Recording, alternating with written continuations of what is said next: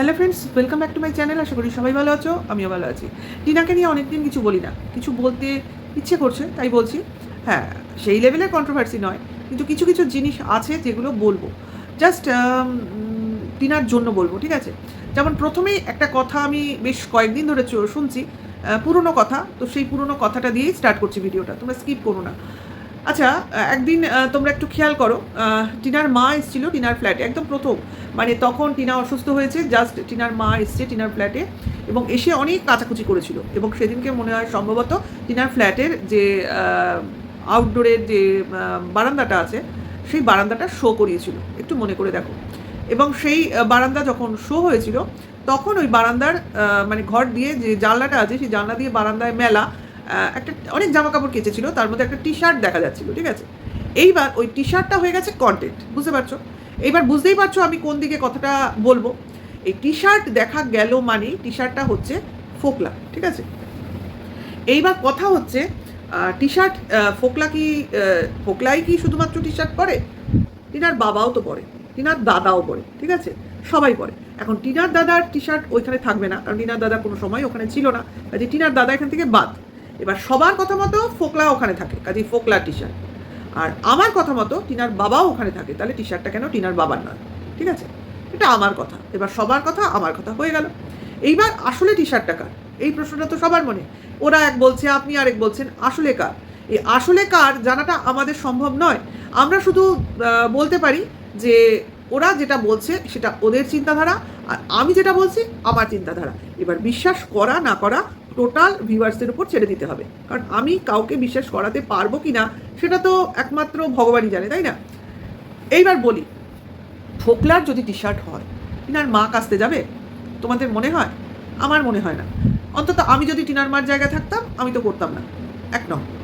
দ্বিতীয় নম্বর, টিনার বাবার যদি টি শার্ট হয় তাহলে টিনার মা কাচতে পারে। এবার কত জামা কাপড় কেচেছে, মানে টিনার সময় হয়নি কাচার, মানে টিনার তো এমনিও এখন সময় নেই, বিজনেসের জন্য এতটাই নতুন বলে ওখানে ইনভলভ হয়ে রয়েছে, ও নিজের নাওয়া খাওয়ার সময় থাকছে না, তো সেখানেও কাচাকুচি দুরস্ত। সেখানে ওর মা গেছে বহুদিন ধরে জামা কাপড় জমানো, যেগুলো টিনার মা কাচছে, ঠিক আছে? এই অবধি বলে এবার আমি অন্য কথায় চলে যাচ্ছি। টিনার ব্লগিং, এটা টিনার মার ব্লগিংয়ে টিনার মা দেখিয়েছে, যেটাকে থেকে এই কথাবার্তাগুলো এসছে এবং এই কথাটা তুলেইছে ওই ঢ্যাঁড়স, ঠিক আছে? কারণ ওই এইসব দেখে চোখ মেলে কোথায় কি দেখা যাচ্ছে। যাই হোক, ঢ্যাঁড়সের মতো থাকবেই, কিন্তু কথাটা হচ্ছে ঢ্যাঁড়সের আতে ঘা লাগলেই ঢ্যাঁড়স বকবক করতে শুরু করে দেয়, ঠিক আছে? কিন্তু এখানে কি হচ্ছে, ও পুরনো অভ্যাসটা ভুলতে পারছে না, মানে ফোকলাকে ভুলতে পারছে না। আর টিনাকে ও যে বরাবরই একটু ডাউন করার চেষ্টা করে গেছে, একটু কেন অত্যাধিক, সেটা আর অভ্যাসটাও ও যাচ্ছে না।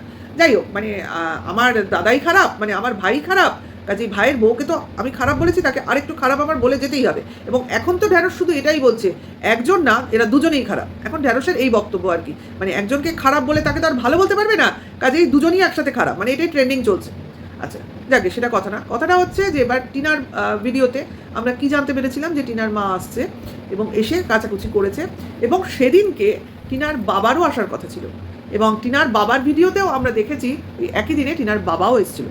খেয়াল করে দেখো, বা যদি তোমাদের মনে না থাকে তো অবভিয়াসলি দেখো, গিয়ে টিনার বাবার ভিডিওতে গেলেও দেখতে পাবে, টিনার ভিডিওতে গেলেও জানতে পারবে, ঠিক আছে?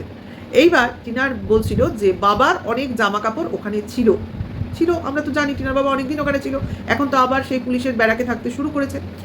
এইবার হয় ডিউটি চেঞ্জ হয়েছিল না তখন, সেই জন্য তখন টিনার ফ্ল্যাটে থাকতো, তখন ওই নর্মাল জেনারেল ডিউটিগুলো করতো, এখন আবার সেই নাইট ডিউটিগুলো পড়েছে, ওখানেই থাকতে শুরু করেছে। তো এইবার কি হলো, তো টিনার ভিডিওতে টিনা বললো বাবা আসবে, বাবা দুপুরে খাওয়া দাওয়া করবে, এবং বাবার কিছু জামা কাপড় এখানে আছে যেগুলো বাবা নিয়ে যাবে। বুঝেছো কথাটা? এগুলো বলেছে, এগুলো আমি বানাচ্ছি না, বা আমি কোথাও থেকে শুনে এসেও বলছি না, এগুলো ভিডিওতে শোনা গেছে। তা ঢ্যাঁড়সের তো সময় নেই বা সব জায়গাটা বলবে বা শুনবে বা বোঝাবে, আর ওর যদি শুনেও থাকে সেটা বলবে না। ওই নেগেটিভ একটা জিনিস টেনে আনতে হবে, যেটা দিয়ে ভিউয়ার্স টানতে হয় বা ভিউয়ার্সদের বিশ্বাস করাতে হয়, বা ওটাকে দেখলে ভিউয়ার্সরা খাবে বেশি, হ্যাঁ ওটা পোকলার হতে পারে, তো সেই জিনিসটাই ও বেশি করে পয়েন্ট আউট করে বলবে, এটা ওর স্বভাব। কিন্তু আমরাও আছি জিনিসটাকে খণ্ডাবার জন্য, কারণ টিনা বলেছে এটা বাবার জামা কাপড় আছে যেগুলো বাবা নিয়ে যাবে, কাজে ছেলেদের জামা কাপড় যেগুলো ওখানে মা কেচেছে দাদার না হলে সেগুলো টিনার বাবারই হবে, তাই তো? কারণ আমরা ওখানে বিশ্বাস করি না যে ফোকলা যে থাকে, ওকে? এবং টিনার বাবা ওখানে এসছিল এবং খেয়েছে, জামা কাপড় নিয়ে চলেও গেছে, এটা কিন্তু টিনার বাবার ভিডিওতেও দেখা গেছে। কাজে আমি কেন ওই টি শার্টটা টিনার বাবার বলছি তার সপক্ষে এই যুক্তিটাই খাটে, ঠিক আছে? কারণ আমরা কোনো সময় দেখিনি ফোকলা ওখানে আছে, বা টিনা কখনো দেখায়নি ফোকলা ওখানে আছে। তাহলে কোন যুক্তিতে লোকে বলতে পারে ওখানে ফোকলা আছে? ইমাজিনেশন পাওয়ারটা একটু বেশি হয়ে যাচ্ছে, হ্যাঁ।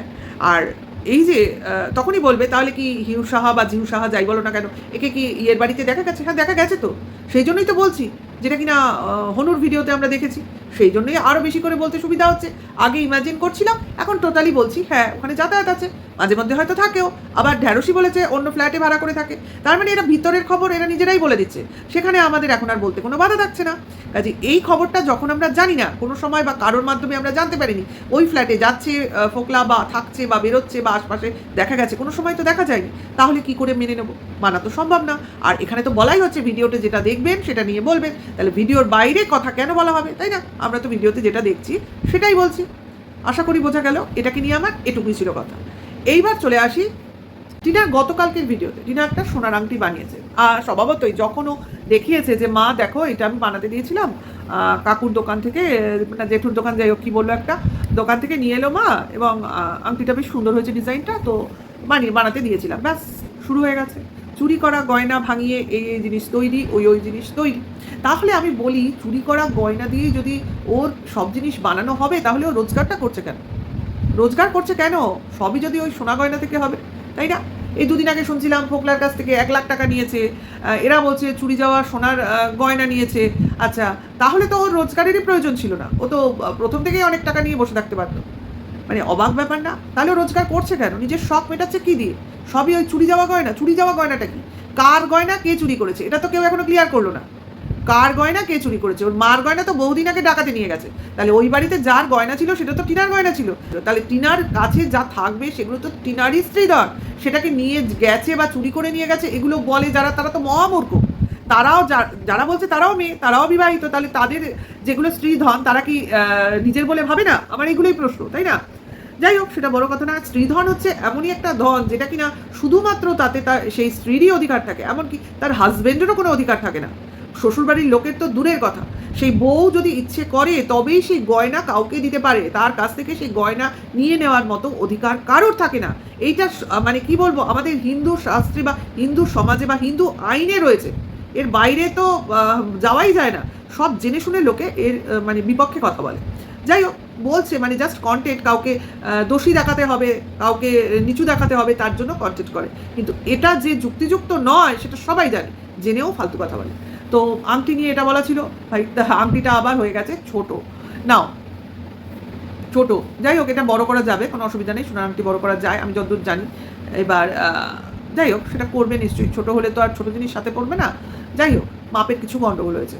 এইবার চলে আসি টিনার কিছু ব্যক্তিগত কথায়। ব্যক্তিগত কথা মানে তোমরা দেখেছো যে এই যে বিজনেস করছে, রাতে জাগছে, লাইভ করছে, এবার লাইভ করার পর ও বিজনেস নিয়ে টোটালি এনগেজ থাকছে, এটা কিন্তু থাকছে, মানে ও দিনে রাতে ও হোয়াটসঅ্যাপে থাকে, মানে এই তোমার কি বলে অর্ডার নেয়, এবার অর্ডার সংক্রান্ত জিনিসগুলো দেখায়, এবার সেগুলোকে নিয়ে কথা বলে, সেগুলোর আপডেট দেয়।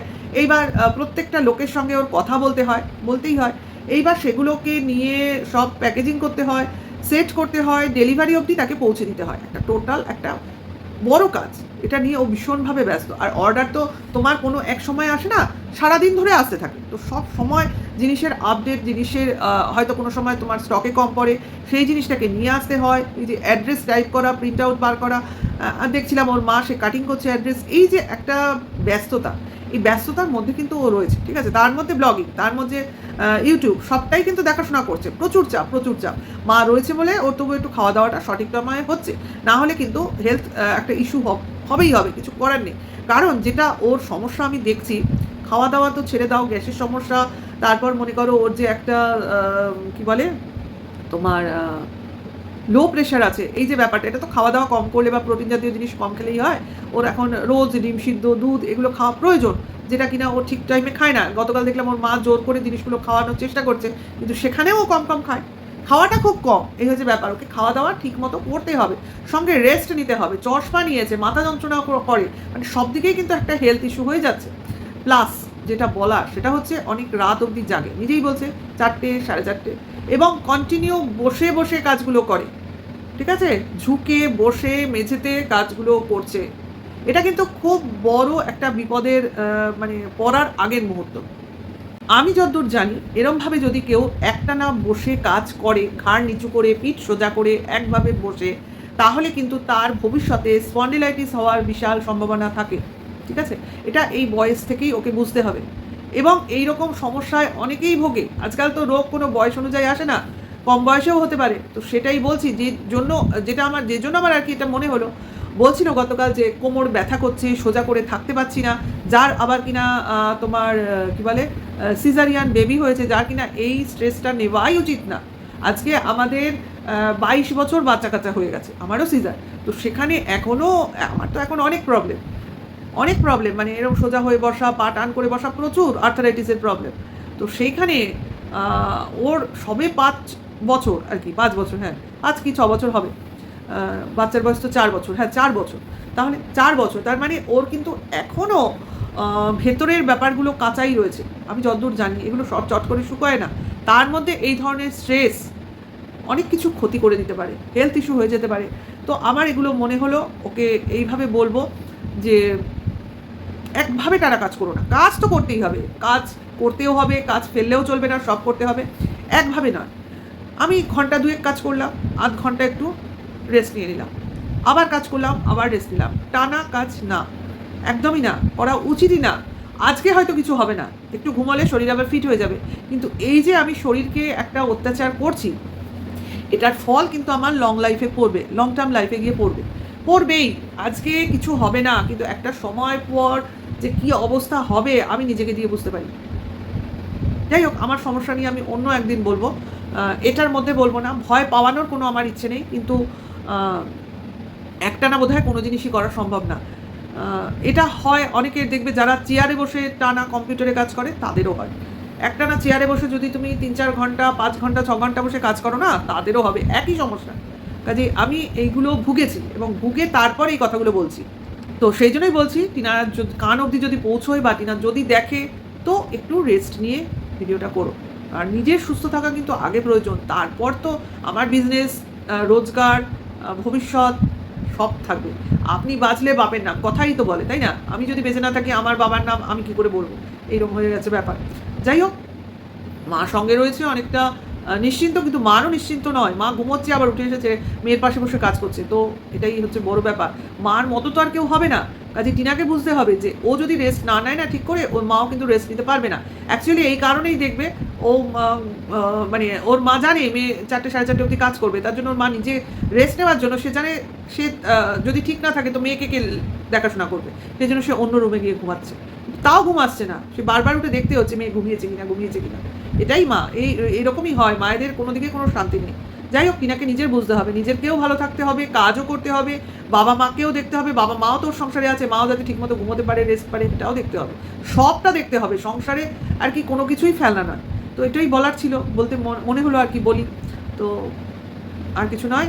এবার এইটুকুই। আবার কোনো নেক্সট ভিডিওতে আবার দেখা হবে তোমাদের সঙ্গে। ভালো লাগলে লাইক, কমেন্ট, শেয়ার করো। নেক্সট ভিডিও ওয়েট করো। এখনকার জন্য এইটুকু। Tata, by.